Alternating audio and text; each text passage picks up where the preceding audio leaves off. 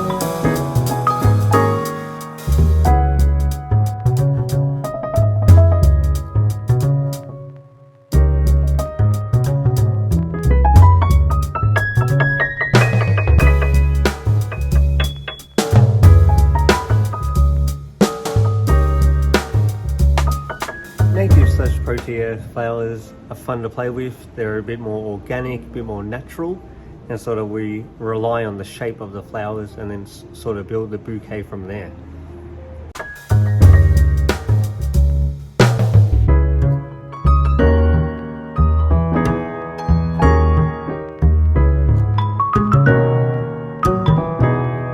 When gathering native materials, we sort of want to use things that look like they've been picked from a garden and they're hardy and can stand the environment. The last thing we want is a bouquet to wilt and then the other parts stay alive longer. So we sort of want to keep everything in the same lifespan.